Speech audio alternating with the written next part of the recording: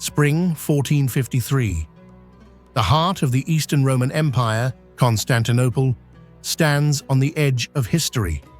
Once the capital of an empire spanning 3 continents, it is now a city confined within its ancient walls. Internal strife, centuries of war, and economic collapse have left Byzantium a fading shadow of its past glory. In the West, kings are lost in their own rivalries. But in the East, a new power is rising.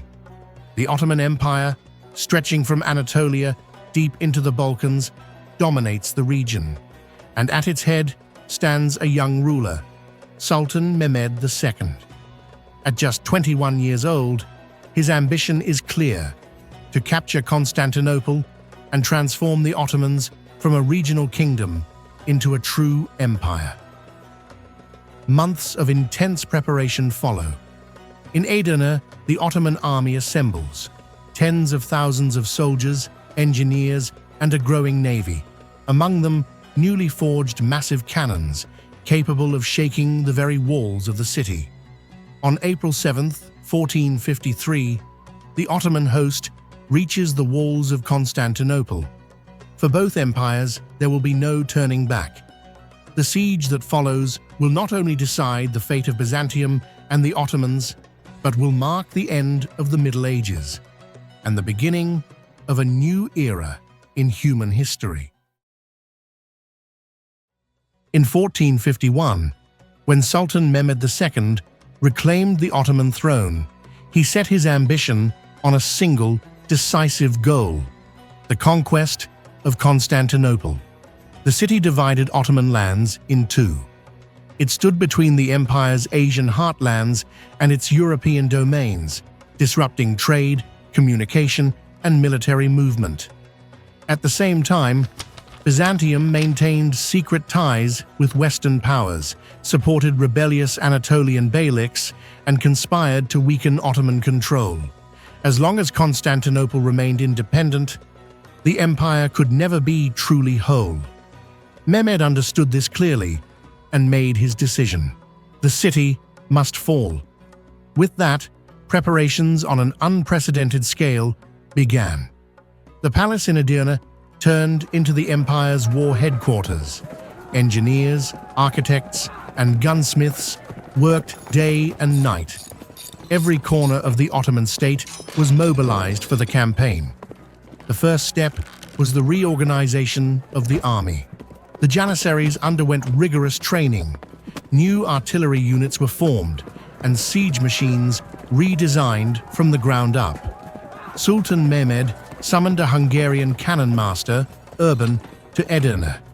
Using his designs, enormous cannons were forged, the largest known as the Great Shahi Cannon.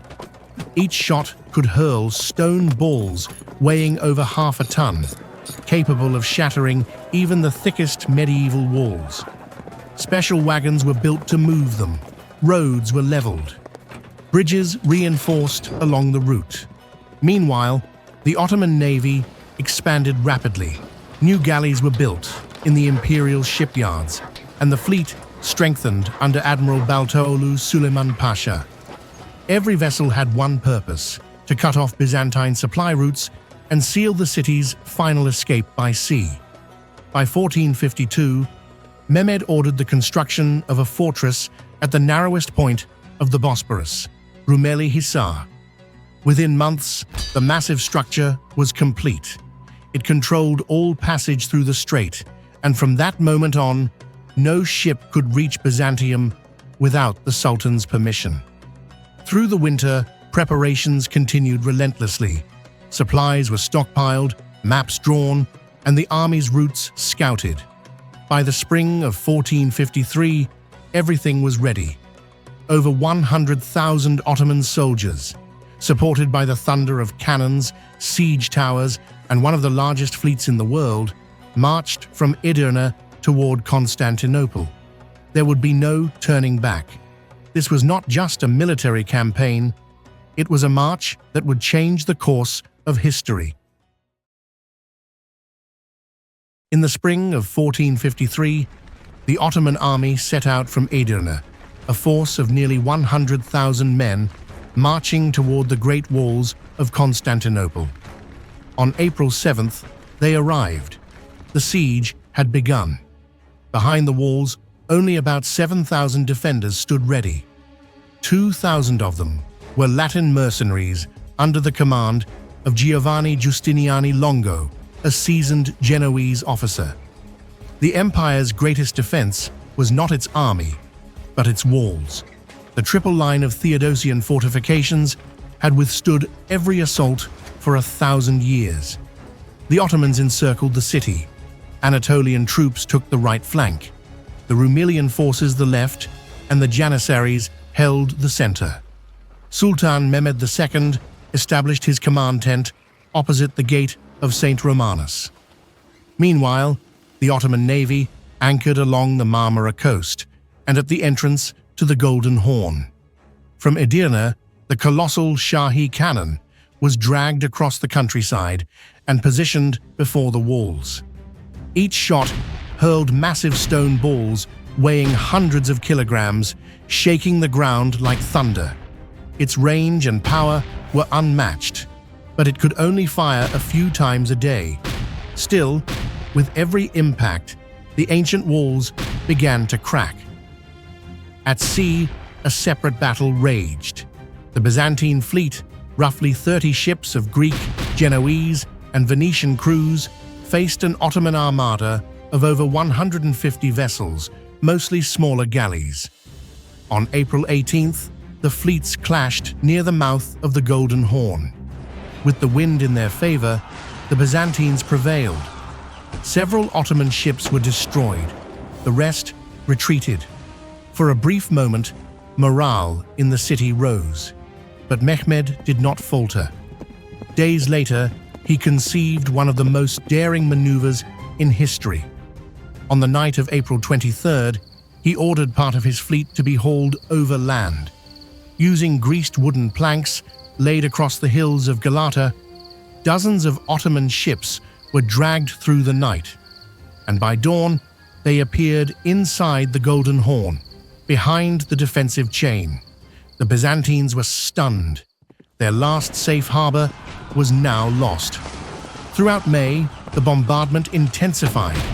Two massive assaults, on May 18th and May 23rd, failed with heavy casualties. Both sides were exhausted. Food and water ran scarce within the city. Finally, Mehmed set the date for the decisive attack, May 29th. In the early hours before dawn, the Ottomans launched their all-out assault. First came the irregulars and light troops, then the Anatolian Corps, and finally, the elite Janissaries. The Shahi cannon roared one last time, opening a breach near the St. Romanus Gate. Through the smoke and chaos, Zaganos Pasha's men stormed the gap. Meanwhile, Giovanni Giustiniani Longo was severely wounded while defending the city and was taken back to the island of Lesbos.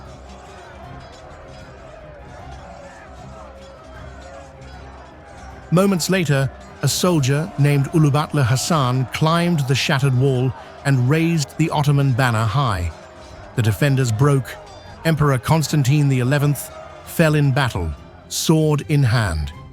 When the fighting ended, around 4,000 Byzantines lay dead, and more than 10,000 Ottomans had fallen. But the city had fallen as well. At midday, Sultan Mehmed rode into Constantinople. He dismounted before Hagia Sophia, bent down, and took a handful of earth in his hand. At that moment, the conquest was complete, not just of a city, but of an entire age. The fall of Constantinople was not only the collapse of a capital, it marked the turning point that closed the Middle Ages. As the Byzantine Empire withdrew from the stage of history, the Ottomans began their rise toward becoming a dominant power. Sultan Mehmed II rebuilt the shattered city. The walls were restored, markets and schools reopened, and new palaces rose from the ruins. In the years that followed, Constantinople grew into a vibrant center of learning, trade, and culture. A crossroads where East and West would meet. Across Europe, the impact was profound. A city once thought unconquerable had fallen, and the balance of the Mediterranean was shaken. This shock pushed Western nations toward new routes and distant oceans. At the same time, the Ottomans expanded across the Balkans, Anatolia, and soon the Middle East, laying the foundation for an empire that would one day span 3 continents. And as the dust of conquest settled, Mehmed's ambition reached beyond the Bosporus. The young sultan's next great vision was clear: the heart of the West, Rome.